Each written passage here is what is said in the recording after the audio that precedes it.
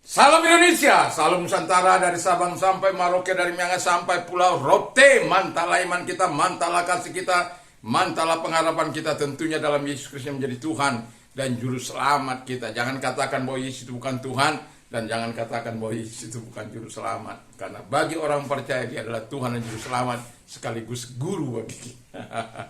Selamat pagi, kiranya damai sejahtera daripada Allah senantiasa menyertai hati dan pikiran kita dalam kita beraktivitas, untuk beraktivitas di pagi hari ini.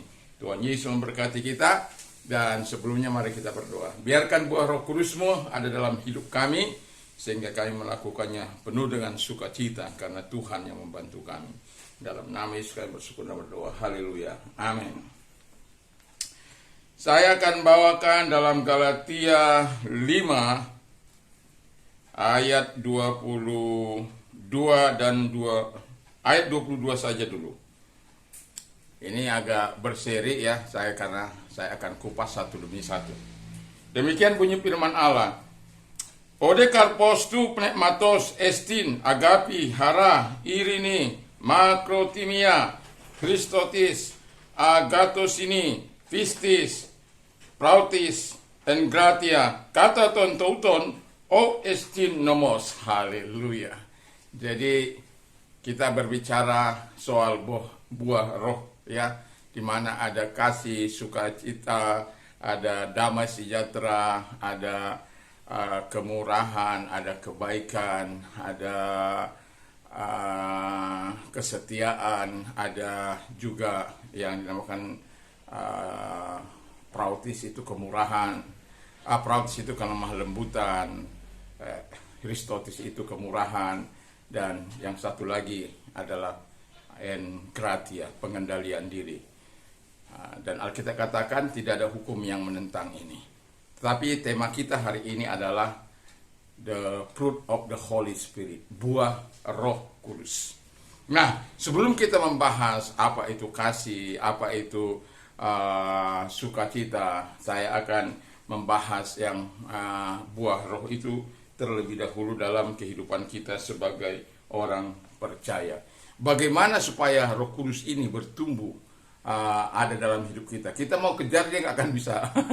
Kita mau ambil dia nggak akan kita bisa peroleh, karena ini diproduksi bukan oleh kekuatan manusia, diproduksi oleh Tuhan sendiri di dalam hati setiap orang yang menjadikan dia menjadi Tuhan dan Juru Selamat. Nah, untuk dia bisa bertumbuh, kata firman Allah, yang pertama kita harus lakukan ialah kita harus mengikatkan diri kita dengan Yesus Kristus. Jadi yang pertama, kita harus mengikatkan diri kita dengan Yesus Kristus.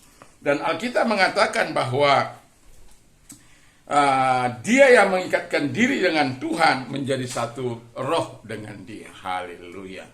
Jadi, dan itu akan tampak melalui buah. Pohon itu kamu kenal dari buahnya.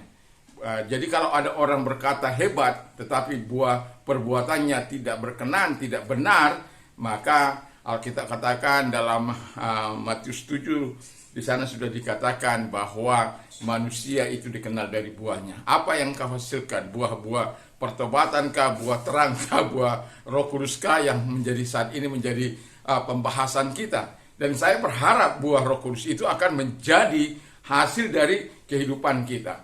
Buah Roh Kudus itu ada dalam kehidupan kita, sehingga buah Roh Kudus itu akan menolong kita untuk mengikatkan diri kita dengan Tuhan. Jadi pohon yang baik tidak akan mungkin menghasilkan buah yang tidak baik. Atau sebaliknya, pohon yang tidak baik akan menghasilkan buah yang baik. Tidak. Pohon yang baik akan menghasilkan buah yang baik, dan pohon yang tidak baik akan menghasilkan buah yang tidak baik. Dan firman Allah katakan, kalau engkau tidak menghasilkan buah yang tidak baik, engkau akan dipotong. Dan itu jelas. Itu sebabnya kita jangan melepaskan diri kita dari Tuhan. Sebab dalam Yohanes 15 ayat 4 dan 5 di sana, abide in me and I in you. Jadi tinggal dalam Tuhan itu. Dan kalau ranting itu tidak tinggal dalam pohon, maka dia akan kering. Dia tidak akan dapat menghasilkan buah-buah. Karena di luar Yesus kita tidak dapat berbuat apa-apa. Dan di luar Yesus kita tidak dapat berbuah.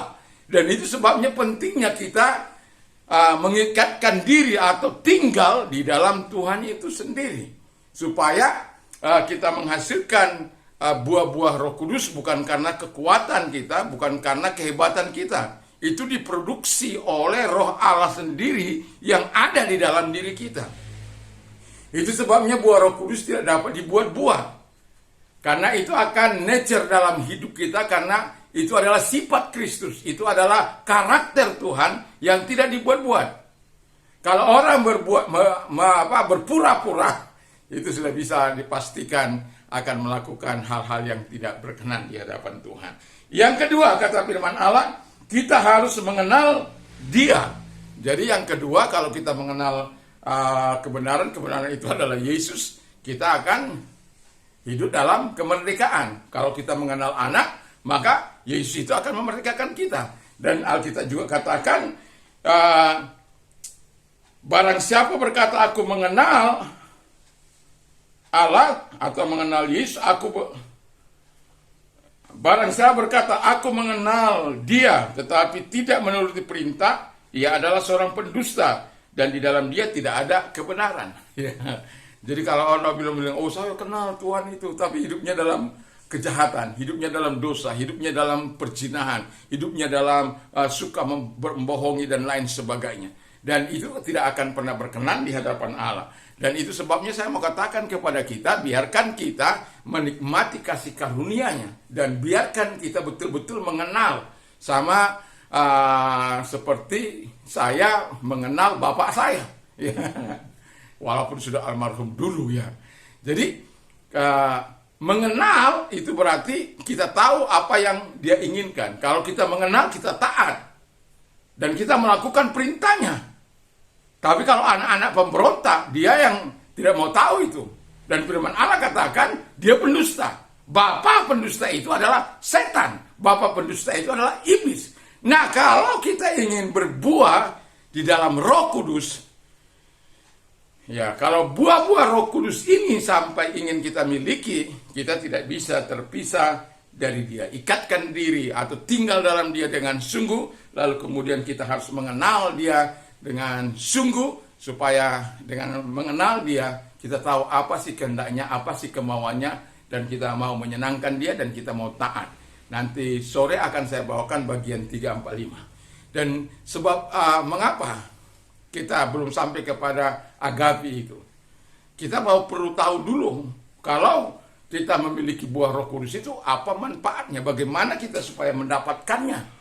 Kalau kita tidak tahu bagaimana mendapatkan buah Roh Kudus itu, bagaimana kasih Allah itu betul melekat dalam hidup kita, bagaimana irinya, bagaimana damai sejahteranya, bagaimana haranya, bagaimana makrotemianya, kesabarannya, long sufferingnya, bagaimana restotesnya, bagaimana kemurahannya, bagaimana agatosininya, bagaimana kebaikannya, bagaimana pistisnya, bagaimana prautesnya, bagaimana ingratianya. Kita tidak akan bisa menikmati itu semuanya kalau kita tidak bersama dengan Tuhan. Kalau kita tidak diberikan oleh Tuhan dalam hati kita. Dan saya berharap kita akan terus melakukan yang terbaik bagi Tuhan, dan sehingga kita dapat berbuah-buah Roh Kudus dalam kehidupan kita, sehingga kita dapat mengaplikasikan di tengah-tengah kehidupan kita, dan kita betul-betul adalah orang-orang yang rindu senantiasa untuk berbuah tentang buah Roh Kudus ini selalu ada dalam hati kita, karena engkau tidak akan pernah rugi ketika engkau memiliki buah-buah Roh Kudus ini dalam kehidupan. Mari kita tunduk kepala dan kita berdoa. Terima kasih Bapa di surga, kami bersyukur, biarlah kami mau bertumbuh dalam Engkau dengan cara mengenal Engkau Bapa di surga, dan juga kami juga melakukan apa yang berkenan di hadapan Tuhan, yaitu tinggal dalam atau mengikatkan diri dengan Tuhan. Karena ketika kami mengikatkan diri dengan Tuhan, menjadi satu roh dengan Engkau. Dan ketika kami menjadi satu roh dengan Engkau, maka kami akan dapat menghasilkan sifat-sifat-Mu dalam kehidupan kami. Terima kasih, kami bersyukur dalam nama Yesus. Amin. Tuhan memberkati kita semuanya.